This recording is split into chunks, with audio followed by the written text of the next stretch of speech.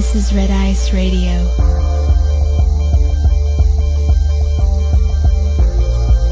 From the visible to the obscure.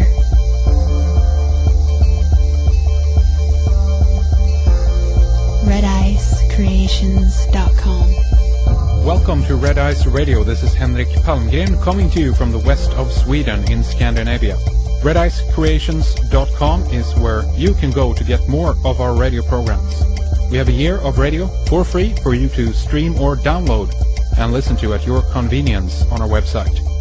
When you're ready for more, you can sign up for a membership and enjoy the second hour of our program and all the rest that we have available for our members. Ian Crane is an ex-oilfield executive that now has turned his focus on research and doing presentations primarily in an effort to raise public awareness on the pernicious attacks on the global population in the name of corporate globalization and harmonization. He also focuses on US hegemony and the New World Order agenda for control of global resources. He is with us today to discuss the latest developments in the ongoing depopulation agenda. We last talked about the BP oil spill, and today we're going to look closer at the Fukushima nuclear disaster and the latest E.coli outbreak in Germany and discuss how it unfolded, who might be behind it, and some of the connections between these and a number of other events. ianrcrane.co.uk is his website. Stay with us. Great to have you back with us again once more, Ian. I was looking at your newsletter coming out here just a few days ago now, having been intrigued by this latest outbreak of the O104 strain of E. coli in Germany, and I wanted to bring you on obviously to talk about some of this, some of the connections that you've made in your newsletter. I've been hearing a little bit of voices out there here and there about some of the stuff that we'll get into here as well, Ian, obviously. But it's been about 7 months since we had you with us last time. Then we were talking about the BP oil spill in the Gulf, and obviously now here we are going through another major worldwide affecting disaster yet again. I mean, after some earthquakes, a tsunami, we now have the Fukushima radiation plant. Who knew, Ian? What do you make of the mess here, huh? Well, who knew? Well, I don't think anybody would suggest that we could ever have known, and anybody who did know was probably part of the script writing team. But I don't think we're surprised, are we, Henrik? Not really. I mean, people have been looking at the possibility of manufactured earthquakes, and if sooner or later, this is my stance on it anyway. Considering the positioning of many of the plants in Japan, this was going to happen sooner or later anyway.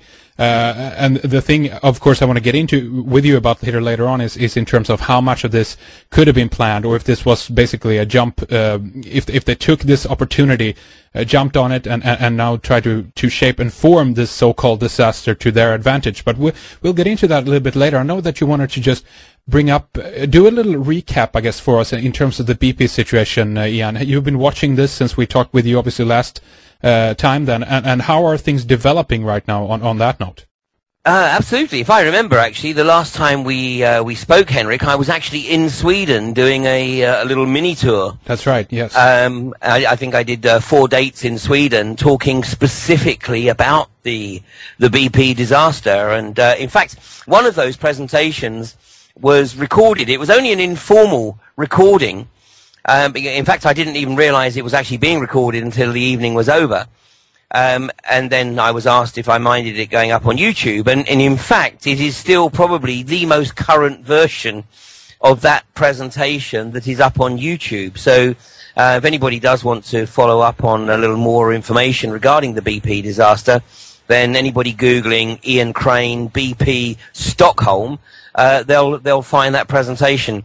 And the core of my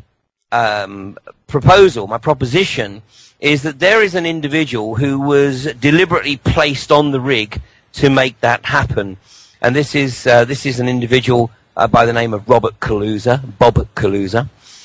He was the BP company man, actually placed on the rig on April the 16th, 4 days before the disaster occurred, and this was of course the core issue that we discussed back in November. Well, since then, no surprises, but Bob Kalusa has still not emerged from wherever it is that he's hiding. There are still no photographs of either Bob Kalusa or his counterpart, Donald Vedrine, to be found anywhere on the web. And basically BP have managed to take all photographic evidence of these two guys off the web ever since last July. And I've mentioned this at pretty much every presentation and every interview that I've given on the subject since then. And of course, you know, an incredible number of people have put forward photographs that they think are Kalusa or Vedrine, but they're not. They're of other people giving evidence at the hearings. And of course, as I also mentioned in that last discussion, the Senate specifically prevented the Gulf Coast hearings from being given the Paris subpoena as long ago as June the 30th.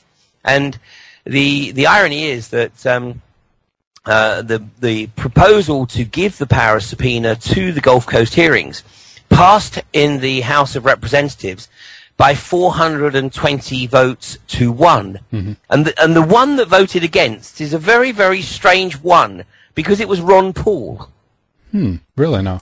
Yeah, really. It's something that is really quite, and I've actually heard Ron Paul try and defend that, but I think maybe he just had an off day or didn't understand what was being voted on or something. But a rather strange one. But anyway, when the proposition got to the Senate, it got to the third reading and was blocked by the Republican Party.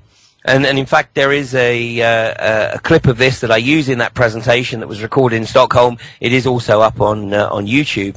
And of course, this is prima facie evidence that the US is in the grip of corporatism, which is really just another way of saying it is a fascist state. It is a corporate-controlled entity. And that's why, you know, the people in the Gulf Coast are really not getting very much satisfaction in terms of trying to get BP or the federal government to take full responsibility for everything that has and is continuing to occur there.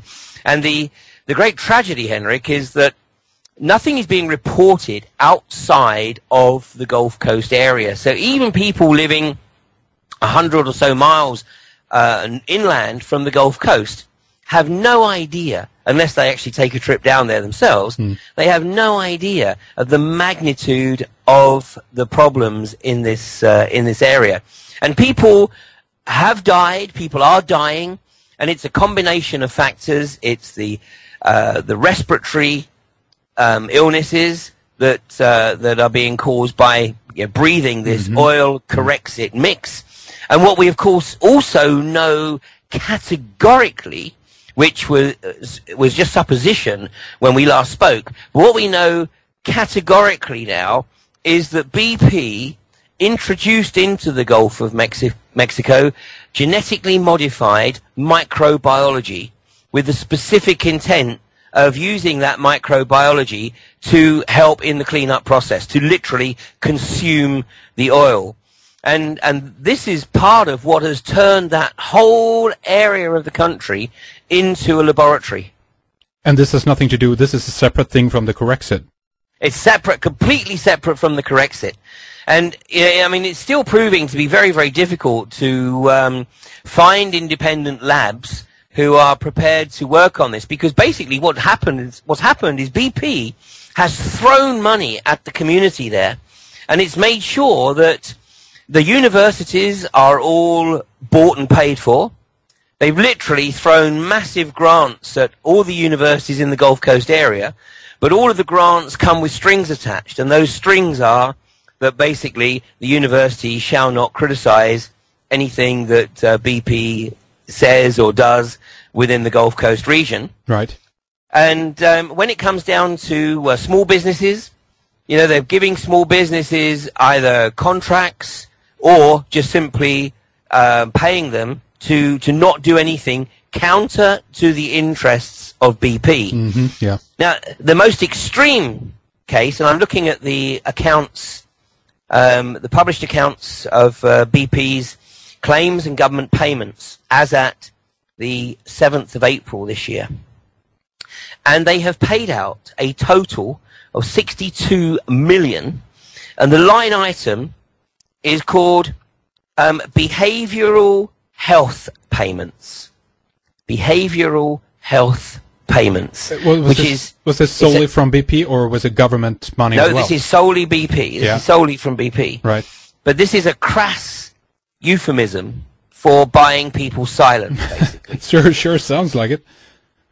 It is. Yeah. It is. Yeah. And I mean, we should actually make the observation that, I mean, you asked the question, it's a very important question, is this from BP or is it from the federal government? It is from BP, but, you know, when I was reviewing, you know, BP's accounts, it looks very much to me as though the US taxpayer is basically paying for everything that has occurred in the Gulf of Mexico and some, because what's happened is effectively BP has written off all these costs as part of their you know, their tax liability. Mm-hmm. So ostensibly, it's the U.S. taxpayer that is paying for everything indirectly because BP are using it to write off, you know, in terms of their P&L. So you know, we've got a really remarkable situation here, and coupled with which, of course, in the last few days, literally, we've had reports of very, very similar illnesses, disease, and what looks like flesh-eating bacteria manifesting in and around Joplin in Missouri, which is one of the areas that was attacked by these extremely large, unnatural tornado-type storms. Right. Now, the great irony is that there hasn't actually been a hurricane or even a tropical storm in the Gulf of Mexico since April the 20th. And you know, there's certainly people in the Gulf of Mexico area who believe that the weather is being deliberately modified to prevent a tropical storm or hurricane coming into the Gulf of Mexico, because it's already you know, bad enough that obviously this oil corrects it GM microbiology soup is effectively evaporating as part of the normal process, evaporating up into the atmosphere, and then is being carried along in the jet stream, and then is, and it looks like, say, literally in the last few days, it's being deposited in areas like Joplin as part of the fallout from the storms. Now, just consider the possibility, Henrik. I mean, if there was a full-blown tropical storm or full-blown hurricane, then not only would this highly toxic Gulf of Mexico be washed into all of the coastal areas around the Gulf of Mexico, but of course it would greatly increase the amount of seawater being evaporated up into the storm system and then deposited all over the southeastern United States. Now, I don't know how long they're going to stop the hurricanes coming in, because obviously, you know, what's going to happen is over time, people are going to de-link the impact of the illnesses and the diseases that are coming from the rainfall. They're going to completely de-link it from the BP Deepwater Horizon disaster. Whereas if it occurred now, they would make the link. Absolutely, but still, I mean, generally, I mean, people's awareness is very, very short, and even if this is respiratory problems, I mean, furthermore, that could take years before that fully pans out, obviously, the full implications of that. And if when that happens, they would just blame it on something else. If some freak new bacteria showed up, or this is not because there have been other health problems throughout the years, what have you. But what you're saying, then, Ian, is that they have an interest in preventing hurricanes, meaning you believe that they do not want to see this disaster spread even further and more. So in that regard, are they helping people? What are they doing there? No, I think they do want it to spread. I mean, as you know, I mean, I have stated right from the outset that this was a population reduction event. Right. And I absolutely believe that they definitely do ultimately want what they've seeded in the Gulf of Mexico to be spread further afield. The issue here is if it happens too soon, then people will make the connection between the effects and the BP Deepwater Horizon disaster. Whereas if they can hold the hurricanes off for another, year, 2 years, then by the time you know, the storms really do come in and they start to spread all this crap all around the southeastern United States, then people will have forgotten all about the BP Deepwater Horizon. Because once you, like I said, once you get beyond probably 50 miles from the Gulf Coast, you know, the vast majority of people think it's all over. It was all over a year ago because nothing is being reported. That's right, and I've heard from other people though that basically what we're looking at with the Corexit is the Corexit mixed with the oil, basically just lying at the bottom of the ocean, either just, you know, slowly killing it or whatever actually is going on down there. I haven't seen any reports from people taking samples further down, of course. But how are you saying that with the aid of a hurricane, this would be stirred up and potentially then spread further? Is that what you're saying, Ian? Exactly, and you're absolutely right, Henrik. The Corexit was introduced as a dispersant. Now, I mean, just consider how completely outrageous this tactic was. I mean, if the oil had been on the surface, then it could have been corralled with booms, which is, of course, the traditional way of controlling a spill or a slick, and then it could have been removed from the surface. The reason that BP wanted to introduce this dispersant was to get the slick under the surface, because there's this outrageous federal law in the US that basically determines the liability of a company that's responsible for a spill by the size of the visible slick. That's right. So somebody obviously within the BP legal framework came up with this brilliant idea that all they had to do was make the slick invisible. And of course, the fastest way to do that was to put the most powerful dispersant they could lay their hands on, introduce it by spraying, by pouring it on the ocean, and of course pumping it in directly into the oil plume, and then take it off the surface, sink it, and like you say, you know, what is now laying at some unknown depth is literally this mat, this absolute mat of toxicity that is blocking out any of the natural light that works its way down through the depths, and it's effectively creating a dead zone. You know, so the Gulf itself is absolutely, you know, an ecological disaster. I mean, the great tragedy is that when anybody posts an article on the web about dolphins or turtles beaching themselves or dying, spontaneously aborting their calves, then, you know, those posts on Facebook and on various other forums attract literally hundreds of responses.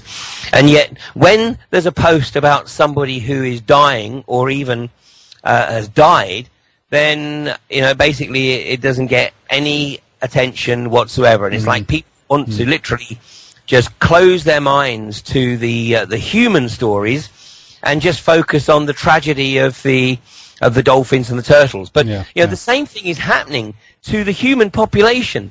I mean, there is a wonderful researcher in Florida, a guy by the name of Michael Edward, who has really been on the point of the research into the genetically modified microbiology, and he was making the observation that, you know, I think it was there were 39 pregnant women on Grand Isle, Louisiana, over the past 14 months, and of the 39, 35 spontaneously aborted. Really now? Where was this again? Say the location again. It's Grand Isle. It's Grand Isle in Louisiana. It's I mean, obviously it's one of the barrier islands, just off the coast of Louisiana there. But I mean, basically what we've seen is exactly the same situation as occurred with the dolphins has occurred within the human population.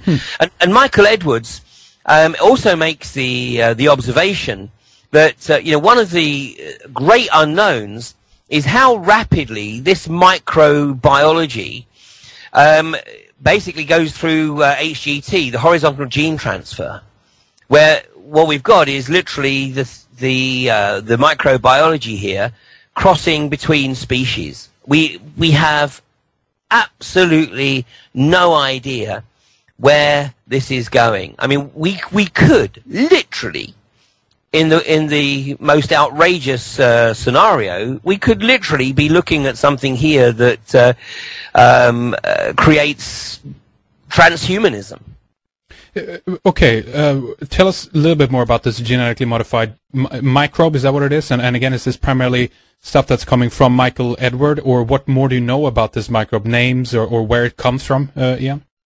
No, I mean, basically, we know it was introduced by BP because we have the categoric statement by a guy called Mike Utzler, who was the chief operating officer of BP and was responsible for the early stages of the cleanup operation. And in an interview that he gave to it was one of the British TV stations. I don't watch TV myself, but it was either BBC Two or Channel 4. Mm-hmm. But anyway, I have the clip, and in that clip, this guy states categorically, he says that we have introduced a new form of microbiology, which is helping to clean up the oil. And at that point, he was immediately shut down in the interview. He didn't get help from Craig Venter or any of these guys, right? Who are also genetically modifying microbes and talking about these bacteria that's going to be able to eat carbon dioxide and all this stuff. Do you know anything about that? He may well have done. I mean, absolutely. I mean, basically, there's no question that those microbiologists that remain alive.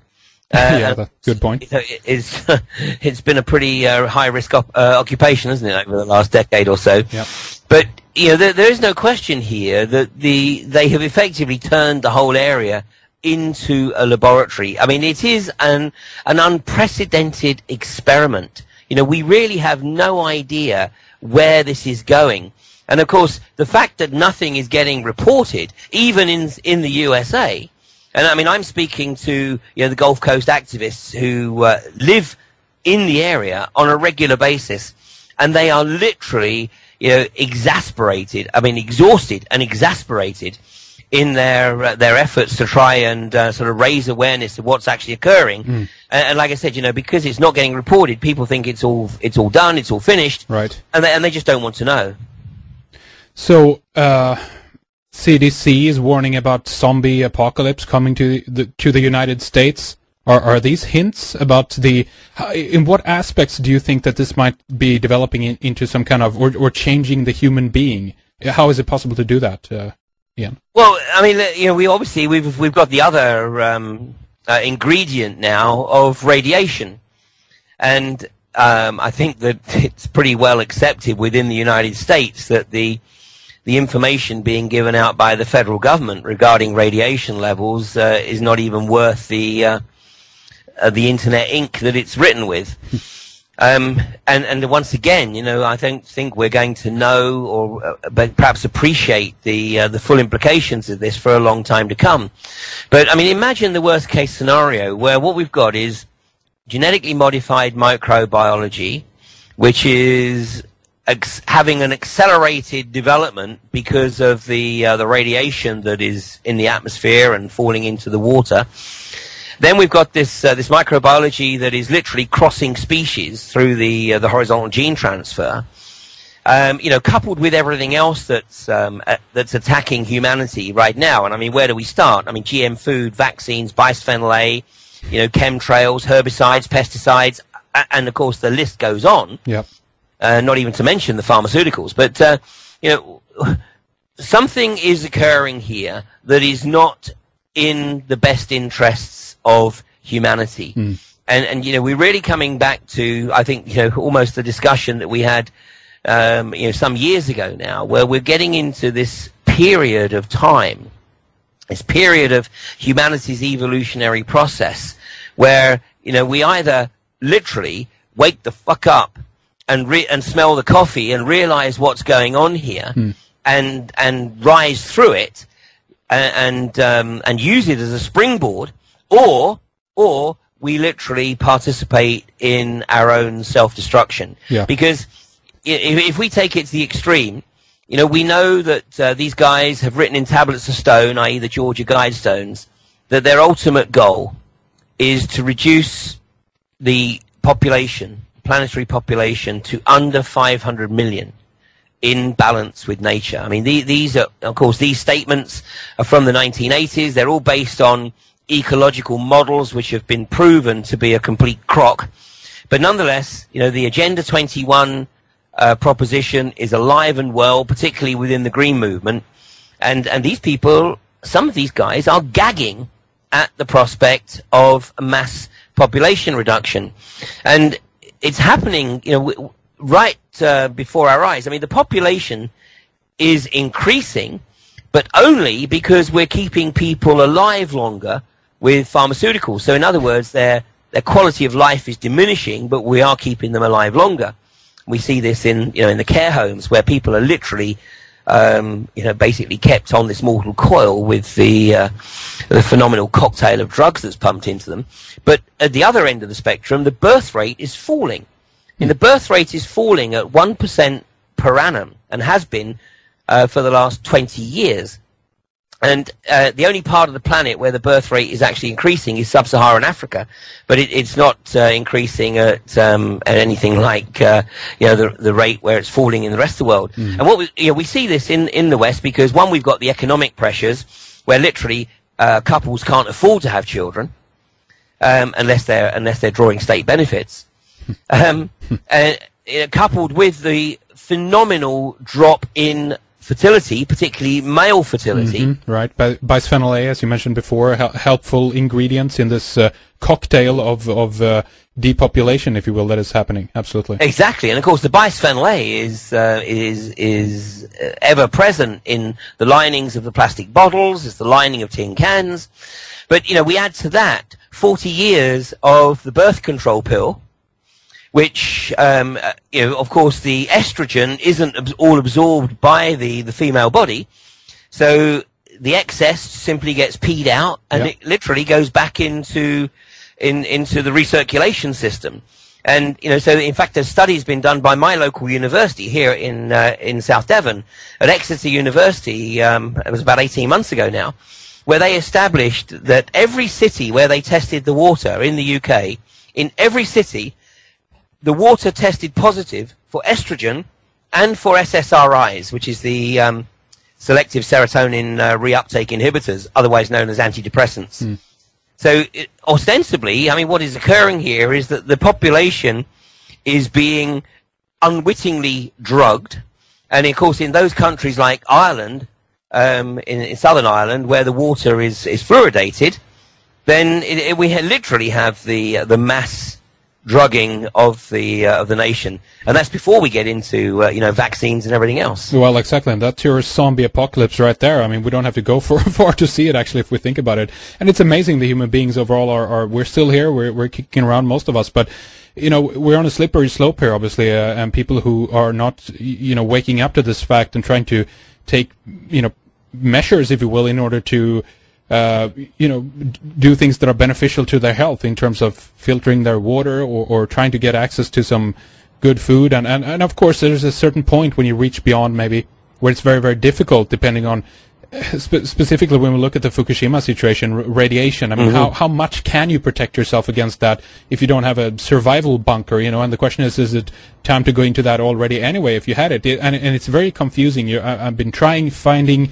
data about the millisieverts, the conversion tables, in order to understand how much you're getting, and try to compare it to other things. Like if you take a simple flight, you know, from Europe to the States or what have you, you get a dose of radiation, and then comparing it to some of these numbers, and some of them make sense to me, and then it feels rather okay, if you will. But then we're always back to the question again of if we're given even the right results, the right measurements. Ian, it's a big problem.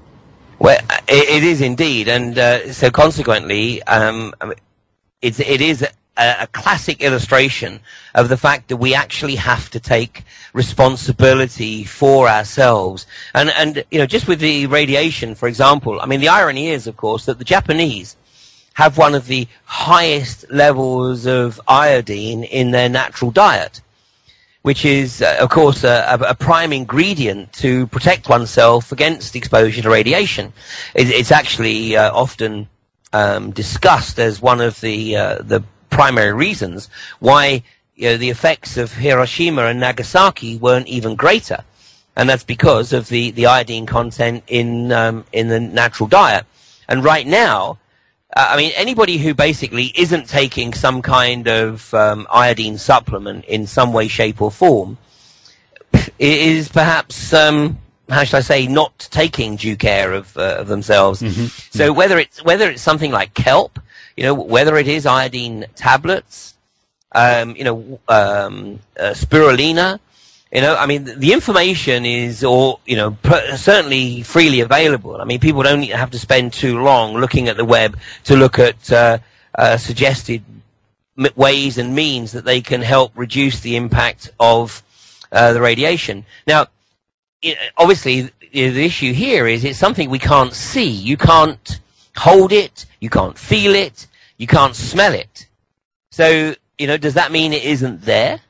Well, those people who assume it isn't there because we can't feel it, see it, smell it, hear it, maybe they're actually assisting these guys with their agenda of population reduction. I mean, we shouldn't make it easy for them.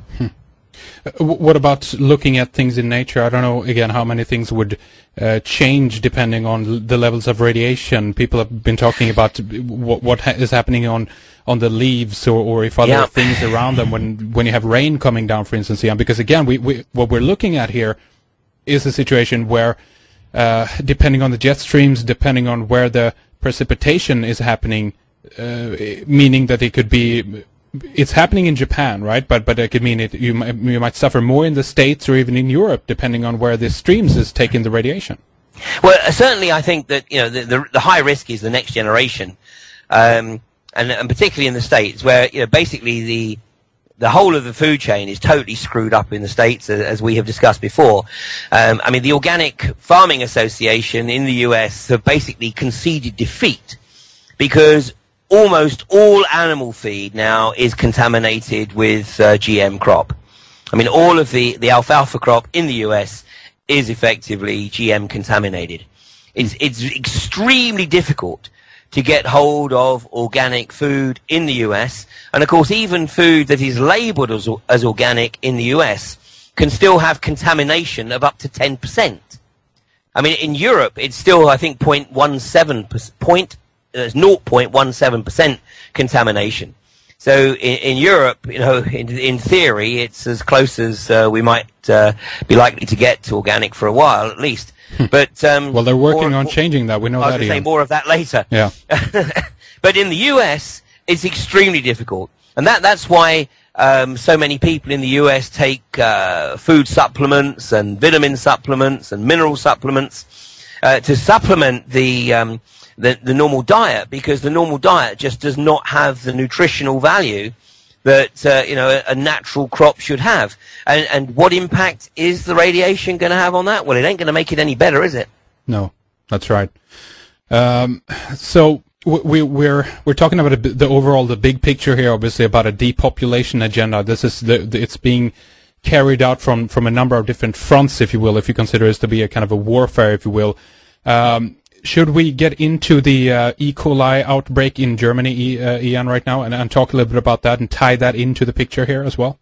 Well, maybe I think we have to look at a couple of steps along the way, because the E.coli event in Germany was not random by any stretch of the imagination. So let's go at least back to Fukushima. Mm. Now, Fukushima, of course, the earthquake, tsunami, nuclear meltdown event, all occurred on March the 11th of 2011. But there is something else that I've picked up that I don't think is coincidence. Exactly 1 year previously, on March the 11th, 2010, the Ministry of Foreign Affairs of Japan issued a statement. And this is a statement by the Press Secretary / Director General for Press and Public Relations in the Ministry of Foreign Affairs on the decision of the government of Israel regarding the construction of housing units at settlements in the West Bank, including East Jerusalem. And let me just read these two short paragraphs that this statement consisted of. Number one, the government of Japan deplores the decisions of the government of Israel to give permission for the construction of 1,600 housing units in East Jerusalem, in addition to 112 units in the West Bank, just after the Israeli and Palestinian leadership's acceptance of the start of indirect talks. The government of Japan does not recognize any act that prejudges the final status of Jerusalem and the territories in the pre-1967 borders. Japan demands that the plans should not be implemented. Second, the government of Japan continues to request strongly that both parties will act in a way that enhances mutual confidence. Japan sincerely hopes that the indirect talks in the peace process will swiftly develop into the resumption of direct talks between the two parties. Now, in isolation, you say, well, you know, so what? Right. But then something occurred on February the 18th of this year in the UN, and basically that was a vote in the UN to vote on exactly this issue. And the motion before the UN was that Israel should immediately cease and desist with the further development of West Bank settlements. The two of the primary countries that voted against Israel in that motion were Japan and Germany. Mm-hmm. Now, this is very, very significant because this, as far as I can ascertain, this is the first time that Germany has ever voted against Israel in a UN vote. They've either voted with Israel, which is what they're expected to do, of course, or abstained. But this time, both Germany and Japan voted against Israel. Now, that was February the 18th. So, a little under a month later, or a little under 4 weeks later, of course, we have the earthquake, tsunami, nuclear power meltdown. But, you know, immediately after that event occurred, there was some information coming through from Japan that suggested that the nuclear meltdowns and the subsequent explosions actually occurred, in some cases, before the tsunami actually hit. Mm-hmm. Interesting. So something isn't quite right with the timing here. So what could have caused the nuclear power stations to start the meltdown process before the tsunami hit? Well, there's only really one thing that could do that, and that's the Stuxnet virus. How so? Well, the Stuxnet virus was developed, supposedly by the CIA, Mossad. Personally, I think it's more likely to be Mossad/CIA than the other way around. Right, right. But the Stuxnet virus was specifically developed, and the reason that I believe it was more Mossad than the CIA, the Stuxnet virus was deliberately developed to target the Siemens controllers in the nuclear power stations. And primarily it was developed because these were the controllers that were believed to be within the Iranian nuclear infrastructure. So the Stuxnet virus had been specifically developed to be able to take down any Iranian nuclear plant that looked like it might be coming online anytime soon. Now, there's another factor here as well, and that is that Japan had actually committed to do some nuclear processing for Iran, which, of course, that didn't go down too well with Israel either. So consider the possibility that the Stuxnet virus was unleashed within the Japanese nuclear facilities, either when it was known that the earthquake and the tsunami was on its way to the east coast of Japan, or worst case scenario, maybe they already knew that this event was going to happen and scheduled the Stuxnet virus to attack the Japanese nuclear facilities. Now, another factor here is that the Fukushima security, funnily enough, was in the hands of a Japanese company. And here we've got, another situation. An Israeli company, you mean? Sorry, an Israeli company. Yes. Sorry, an Israeli company. And so here we've got another situation like 9/11, of course, where all the airports where the planes took off from on 9/11 were in the hands of Israeli security. The World Trade Center was in the hands of Israeli security. On the London Underground on 7/7, it was in the hands of Israeli security. And I've heard the argument that Israel's one of Israel's primary exports is its security services. Well, shouldn't this start sounding a few alarm bells? Yeah, absolutely. Furthermore, by the way, don't know if you heard about that one, Ian. The Stuxnet had an interesting word contained within it referring to Myrtus. There was apparently some kind of allusion to Esther inside of the Stuxnet, the book of Esther, the Old Testament tale in which the Jews preempt a Persian plot to destroy them, and this was I haven't read the entire scenario of how this was incorporated into the Stuxnet program or virus, if you will, but apparently that is there. That was from one of the mainstream papers. We had the article up on the site as well. So that's an interesting little hint there for to add to the pile there. Yeah. No, incredible. So what we have is we've got then the nuclear situation in total meltdown.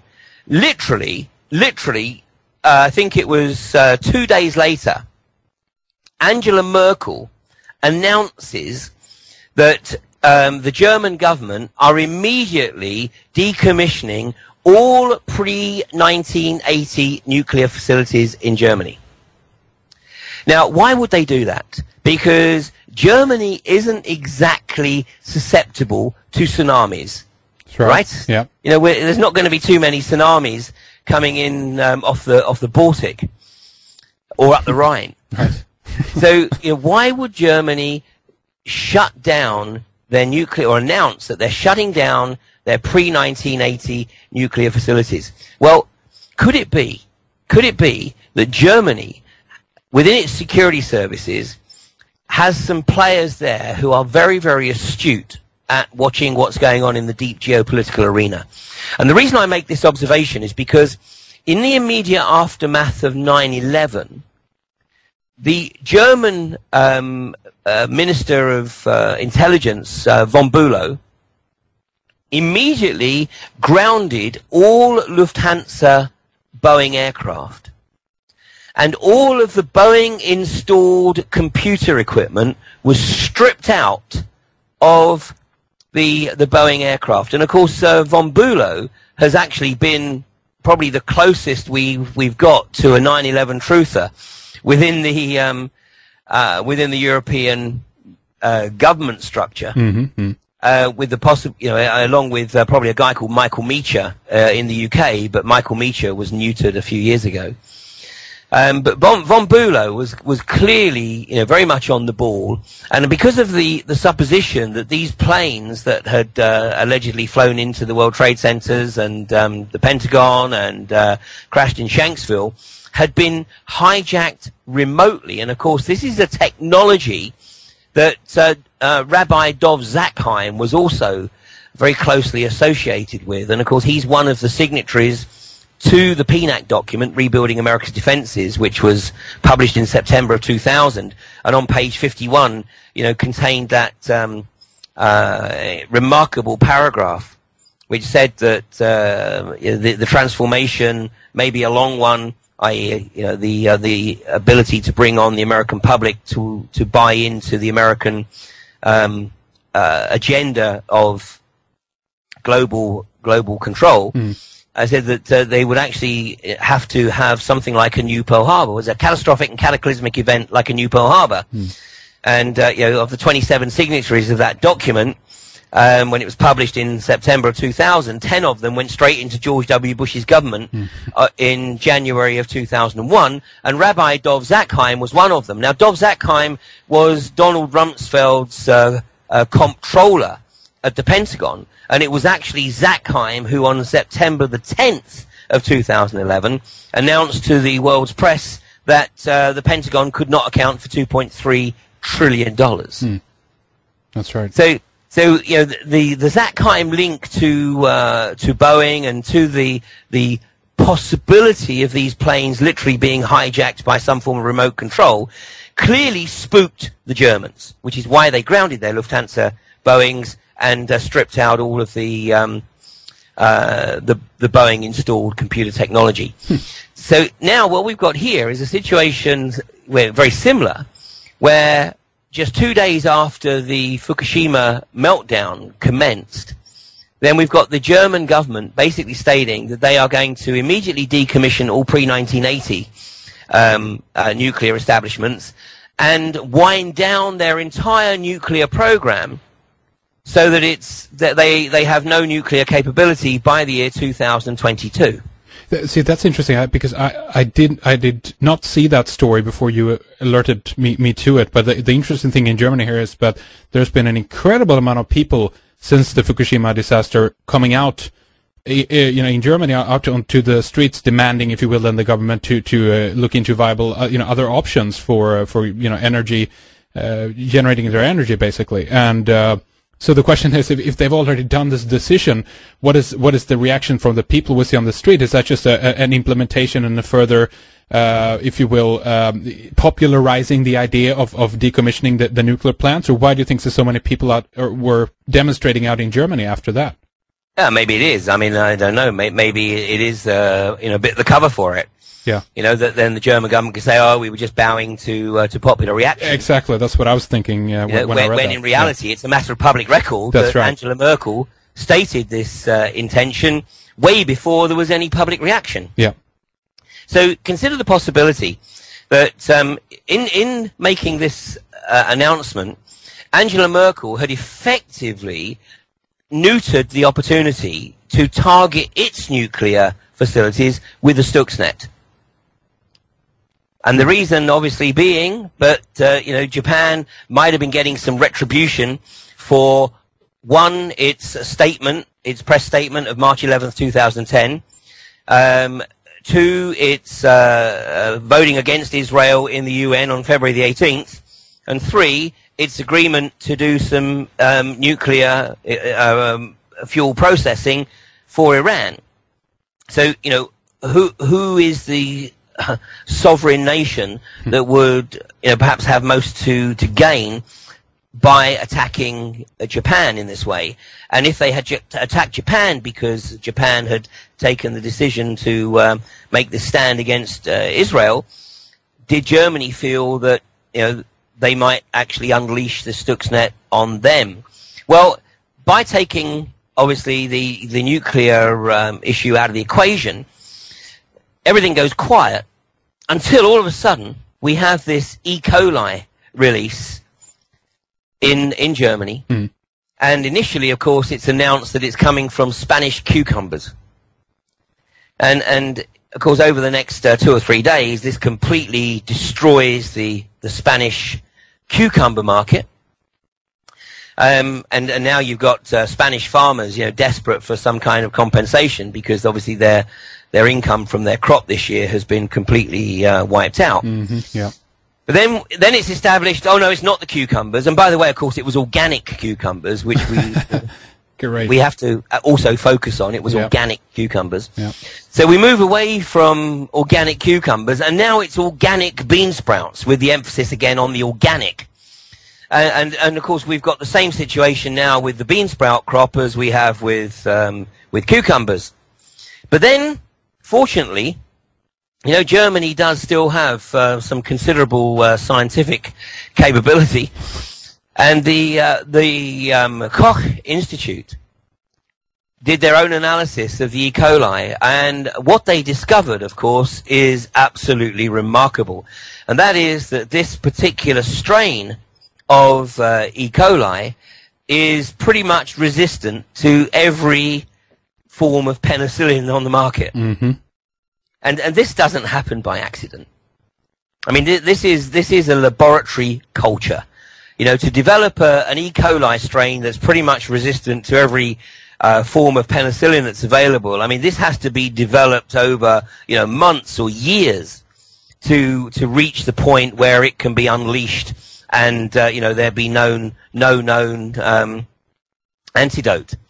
And you're subjecting the strain of E. coli to a small amount, I think, of antibiotics to begin with, and that makes it stronger and stronger progressively, right? Isn't that how it works? Yeah. Exactly right. But I mean, so it's not something that happens overnight. You know, That's right. it's a bio-warfare culture. I mean, that's what's been developed here. It's a bio-warfare culture. And this bio-warfare culture was effectively unleashed on Germany. Mm. And, I mean, we know that this is an extremely virulent strain of E. coli. And in fact, I literally gathered, I think within the last day or so, that a number of the people who have been affected by this are now in desperate need of liver transplants. So, you know, it's started to obviously attack the internal organs within, you know, a very, very short space of time. Absolutely. I mean, I think we have, as of, let's see if I can find the notes for this here. I was looking into this as of 13th of June. I think we have about 35 deaths so far, about 3,200 cases, and this, of course, primarily in Germany, but also in Switzerland, Poland, Holland, Sweden, Denmark, the UK, Canada, and the United States as well. So it's starting to spread, obviously. Now, the question here of where did it come from? How was it put onto the cucumbers or whatever it is that it's been coming from, Ian? Any theories? Have you heard anything about that? No. I mean, this is where we're sort of very much into the area of conjecture now.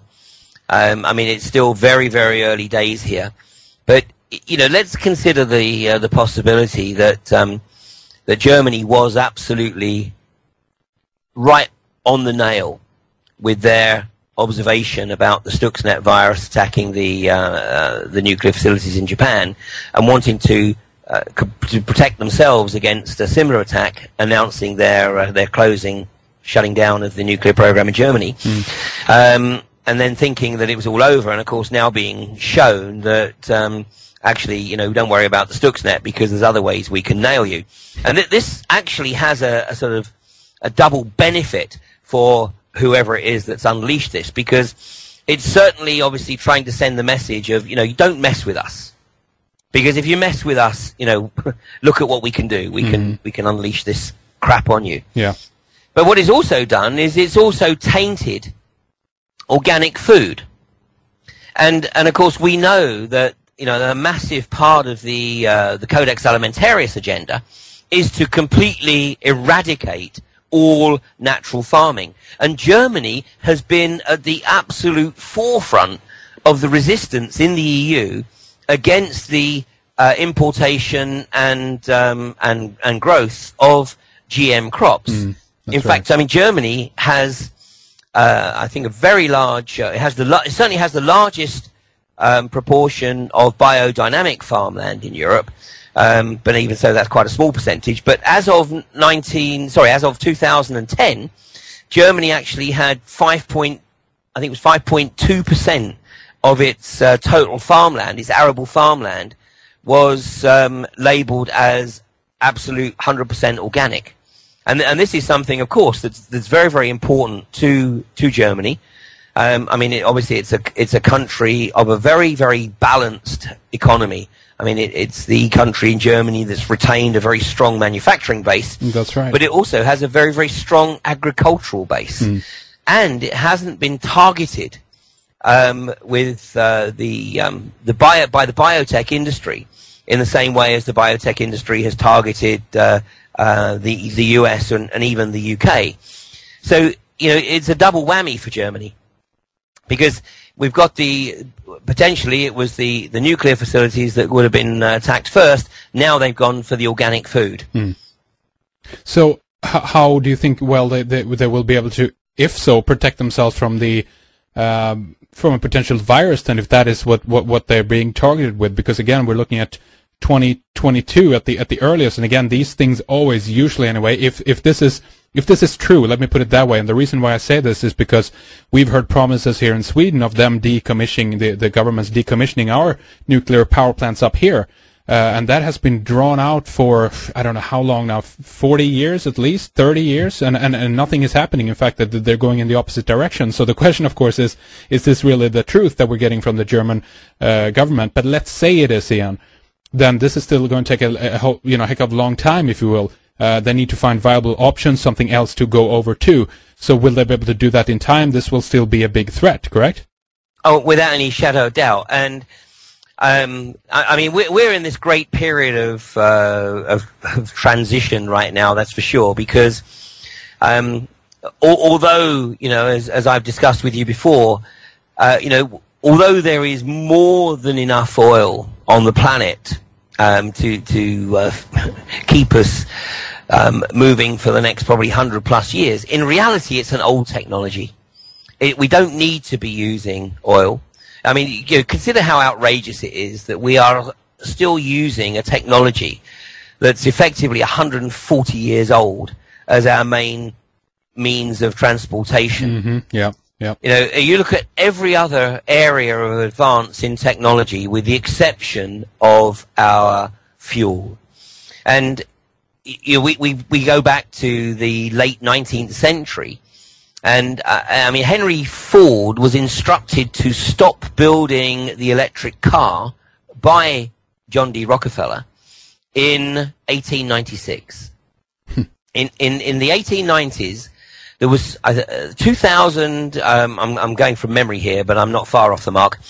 In the 1890s, there was about 2,500 vehicles registered in New York City. I mean, obviously, New York City wasn't the metropolis it is today. But of those 2,500 vehicles, 1,800 of them were electric. Wow. Now, obviously, they didn't have a great range, but, you know, within the scale of transportation, mm-hmm. At the time, electric vehicles were absolutely fine.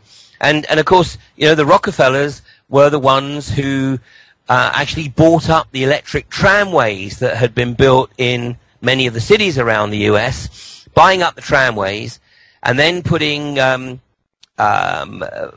petrol and diesel-driven buses, and then reducing the supply of the buses and thereby encouraging people to buy the personal automobile. And of course, all of this was to fuel, literally, no pun intended, to fuel the demand for oil. Mm. So what's been created on the planet is this infrastructure that's capable of producing 90 million barrels a day, which is pretty much close to what we're consuming. But in reality, you know, there are many, many alternatives, as we have discussed before, and most of those alternatives are suppressed by the oil industry because they effectively own the patents. And, you know, woe betide anybody who does come up with a viable alternative, because what will happen is it'll make the press, and it'll make the press maybe once or twice, and then it'll just disappear. Yeah. And that's because the oil company has gone in there with an offer of helping development, you know, mutual support, putting funding into R&D. But in reality, as soon as they get their hands on the patent, they just stick it in the bottom drawer and bury it. That's right. That's right. It's the that is the kind of the nutshell, if you will, of the Rockefeller Standard Oil conspiracy right there, and why we are in such a bad state right now in the Western world in terms of, as you say, Ian, transportation and other alternative energy solutions. Because as all new technology is not that great in the beginning, just as the combustion engine wasn't perfect to begin with right away, but it's been refined and improved, and I'm sure that the same thing would have happened with the electric car, of course, if that would have continued. Exactly. Well, even assuming that we stayed with the internal combustion engine, I mean, the technology has been around. And I mean, I have this from literally a personal friend of mine who works in the motor industry. And you know, he makes the observation. He says, look, you know, the technology has been around for at least 40 years for the lean burn carburetor. Mm-hmm. And the lean burn carburetor should mean that every vehicle on the road today returns at least 100 miles per gallon. So why isn't that introduced? Two reasons. Two very, very important reasons. One is obviously because they want to sell us the oil. They want to create a market to consume the capability of production, i.e. 90 million barrels a day. But more importantly, in the West, it's tax. You know, what people very conveniently forget is that certainly in Western Europe, you know, the vast majority of what we pay at the pump for a litre of fuel is taxation. That's right, yeah. And you look at the situation that Europe is supposedly in right now, where pretty much every country, of course, has been deliberately brought to its economic knees. And you know, we've got 6 countries literally on the brink of bankruptcy, and others not far behind. And that's with the phenomenal amount of taxation that has been collected through fuel. Imagine what it would be like without that. Yeah, well, exactly. Yeah. So, you know, the hydrocarbon industry right now is absolutely integral, and it's an inextricable part of the global economy, and that's why, you know, one way or another, everything has to effectively collapse and give us a chance to rebuild from scratch. Well, absolutely. I mean, again, it's where are the 4-seated flying saucers? You know, that's what I'm waiting for, so we can actually get somewhere here. But we can talk more about that later, Ian. We have much more we want to address here, obviously, and tying in. I want to ask you a little bit more about who you believe actually is behind the strand of E.coli, who might potentially then have released it, tied into some of the other aspects in terms of the Zionist gang out there, and how much we should put responsibility in their hands, obviously, because many of the clues are leading us there now. But we'll see where we end up here. I want to highlight people to go to your website, obviously, ianrcrane.co.uk for more information. You can people can sign up for your newsletter right there. You have a lot of DVDs and material as well for people there. How's the talks going? Are you continuing there? Where are you going next, Ian? Oh, absolutely. As you know, I've just come back from a 12-date tour in Ireland, and in fact, this coming weekend, I'm in Manchester at the ICANN conference, and I think it's the first time I'm actually speaking on the same bill as Michael Tsarian. And all the information about that conference is on my website. And then the following day in Cardiff, another first. It's the first time I'm actually speaking on the same bill as Richard Gage, who's one of the prime movers behind Architects and Engineers for 9/11 Truth. And in fact, that's in Cardiff on Sunday afternoon, starting at 1 o'clock. And Richard and I will be the only 2 speakers at that event, and we will be focusing very much on the alternative view of 9/11. In fact, the title of my talk is actually False Flag Terror, the Manipulation of Consciousness. Very, very interesting. So that's some of the speaking engagements coming up now here most in the next few days or so. ianrcrane.co.uk is the website to find out more. Stay with us then, Ian. We will continue here in the next segment here and talk more about some of the connections we haven't got to. So stay with us. We'll be right back. We proceed in the next hour with Ian Crane to discuss many of the Israeli security companies involved when things like the 7/7 bombings in London happened, also on 9/11, and the same thing in Fukushima in Japan. The reactor meltdown might also have happened because of the Stuxnet computer virus, a Mossad/CIA invention. Many of these events have the fingerprints of Israeli companies. We ask why. We discuss the Zionist cabal connected to the CIA, MI6/MI5, and of course to the Mossad. Later, this gets us into the Israeli-German relationship. We talk about IMF's Dominic Strauss-Kahn and why they chose to hang him out to dry. What is behind the manipulated revolutions in North Africa and the Middle East? What is the geopolitical agenda of the illegal NATO, UN, US invasion of Libya?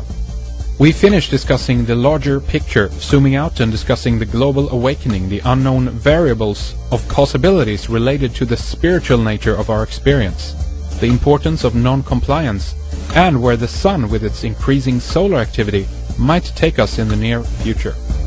Upcoming on Red Ice Radio, we have Scott Onstott, Max Egan, Dolores Cannon, Peter Duisberg, Adrian Solbucci, Henry Macau, Gilad Atzmon, Israel Shamir, and Maurice Cottrell, to name a few. But we'll proceed now with Ian Crane in our members area. Thank you for staying with us.